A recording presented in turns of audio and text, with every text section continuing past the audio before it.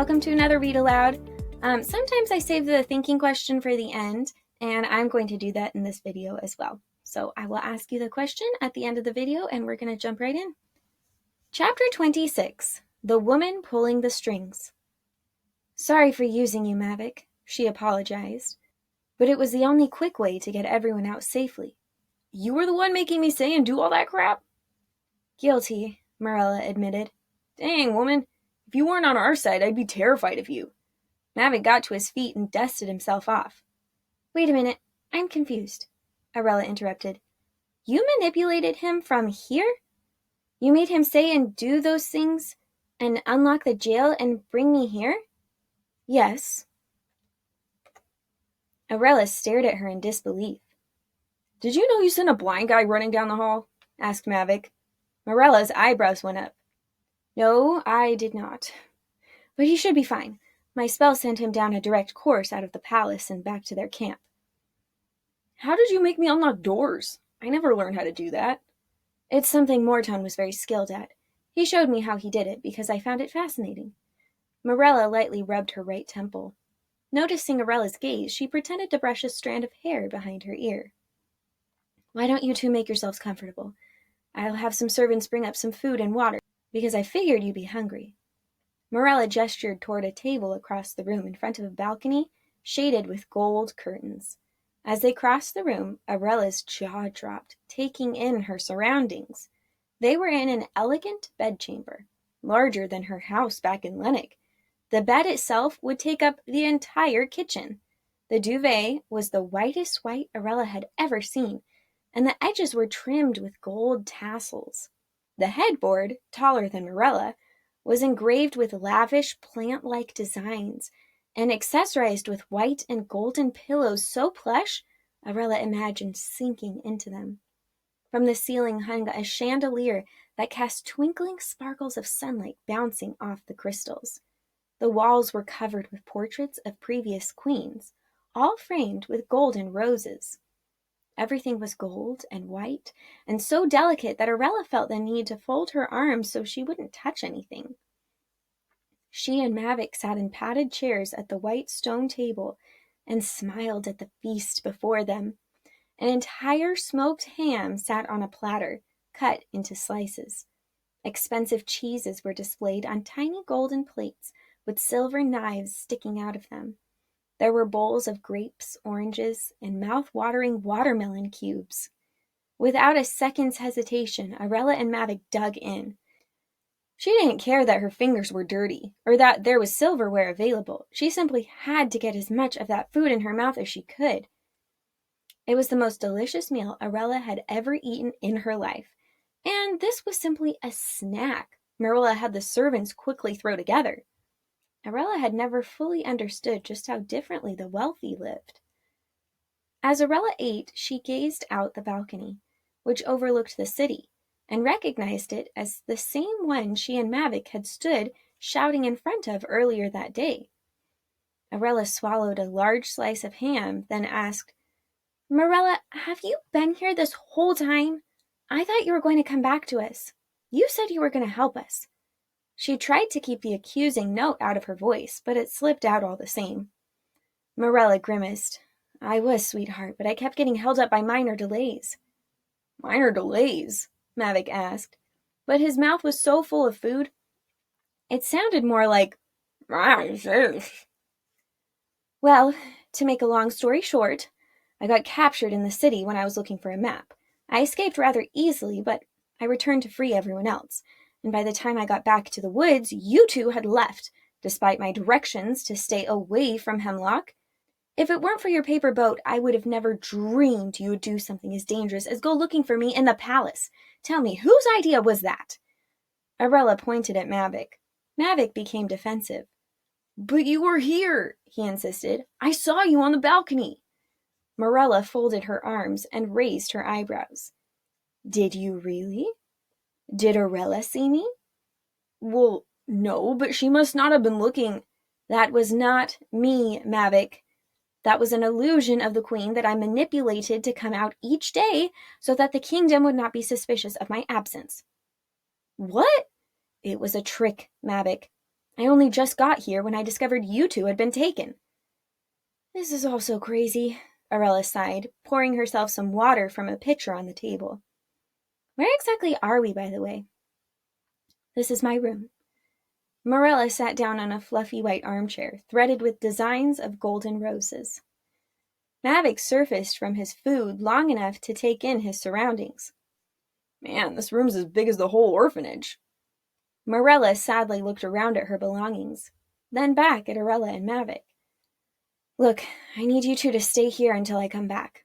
Then we'll come up with a more thorough plan for your escape to Rashtika." "Where are you going?" Aurella asked. She sighed in reluctance. "I have to go check on the king. I suspect the poison is worn off, and I need to take care of a little damage control." "You sure you still remember how to act all queenly after camping out in the forest with us weirdos?" Mavic joked. Morello whirled around and glared at him with such hatred that Mavic cringed against his seat. "Do not question my abilities, peasant. The only reason you are still alive is because of my superior royal capacities. Now remove yourself from my sight, or I shall have your head." Aurella and Mavic stared up at her in awe. Morella smiled and curtsied. "How was that?" Yeah, hail the queen and all," Mavic muttered, comically falling to the ground and bowing to her. "Get up, Mavic." Morella smiled in amusement. "I'll be back within the hour. As soon as I leave, lock the door. Do not, I repeat, do not leave this room. I don't care how you are disguised or if someone comes knocking on the door, you stay here and you wait for me. Understand?" A thought struck Aurella. "Wait, if this is your bedroom, isn't it also—" "The king has his own royal bedchamber on the opposite side of the palace," Morella said, anticipating her question. "Luckily for me, the previous queen refused to share a room with her husband. Now, what are you supposed to do?" "Stay here," Aurella said. "Mavic?" "Stay here," he repeated. "Good. Wish me luck."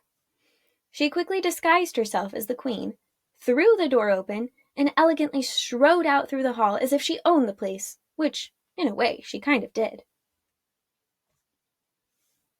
"Mavic, how long do you think we've been here?"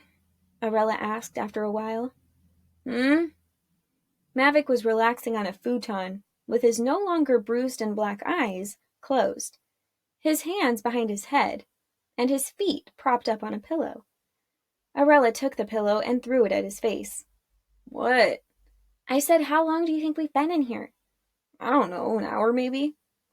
"Didn't Morella say she'd be back within the hour? Where do you think she is?" "I don't know, off doing queen stuff, trying on pretty dresses and telling people what to do." Aurella counted to 10, trying to control her exasperation.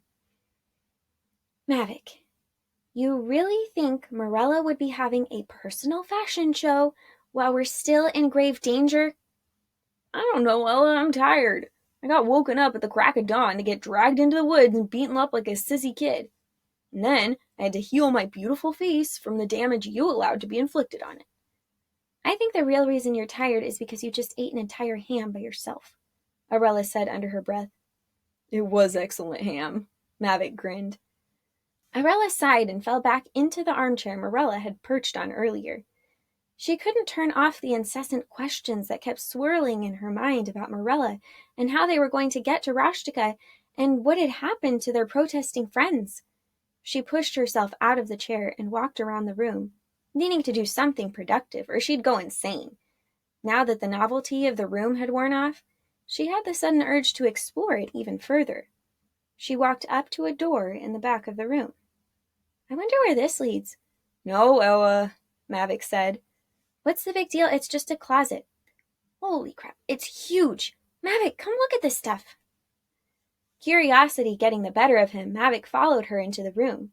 The gowns and shoes and jewelry were so lavish and grandiose that Aurella almost felt the need to puke. One gown had to cost more than all the major businesses in Lennox. "Why is it all so dusty?" Mavic coughed. "I doubt she's ever worn any of this." "Why not?" "Well, she wouldn't need to, would she?" Aurella reasoned. If she can just make herself look like she's wearing a giant petticoat and an uncomfortable corset beneath an itchy diamond-studded dress, why bother putting it on at all? I guess that makes sense. Ooh, Aurella breathed, pointing to the largest tiara displayed on a red pillow with gold tassels. The tiara itself was pure gold and shone with an inviting sparkle. It came to a point in the front and flowed down toward the head with a vine of ruby roses and pearls. Aurella felt herself drawn to it. Put it on, said Mavic. No way! Why not? I doubt the dead queen minds. Aurella glanced back at Mavic and carefully took the crown in her hands. Suddenly, the ground began to shake, and Aurella fell into Mavic. She clutched his arm and closed her eyes as the wall began to move. I think she minds, Mavic! I think she minds! She shouted. The rumble of the walls cut off before Aurella finished speaking, so the last 3 words of her sentence rang loudly in the now silent closet. She peeked up at Mavic. He raised an eyebrow at her, and she quickly released his arm. On scanning the room, she realized that the back wall was now gone, revealing a cold, dark tunnel leading to who knew where. What just happened? She asked. Hang on. Mavic stepped toward the unlit part of the closet in the back. I think we just opened a wall. Put the crown back. It's a tiara. Oh, same thing, just put it back. Aurella complied, and immediately the wall slid back into place, covering the entrance to the mysterious tunnel. Mavic walked over and knocked the tiara off the pillow. Again, the wall pulled back inside of itself. He grinned. We've got to go inside. Are you kidding me? Aurella shook her head resolutely. Who knows what we'd find in there? Exactly. That's what makes it so exciting. No thank you. I'm gonna go back and wait for Aurella. And do what? Sit and stare at the ceiling? I know how much you hate waiting. Aurella felt her exasperation rising. Mavic, Aurella specifically said not to leave the room. Well, we're not exactly leaving the room. Technically, the tunnel is a part of the room. You're stretching it now. Come on. You know you want to. Mavic nudged her. No, I don't. I think you do. Nope. Fine, I'll see you later. Mavic took a step toward the tunnel. Mavic, no, wait up. Aurella rushed to his side, and Mavic smirked. You know, for a witch, you're very easily manipulated. She slapped his arm. Shut up. It's all right, elf. I'll protect you from the treacherous cobwebs. He took her hand, and they stepped into the darkness. All right, that is the end of that chapter. Chapter 27 is called More String Pulling.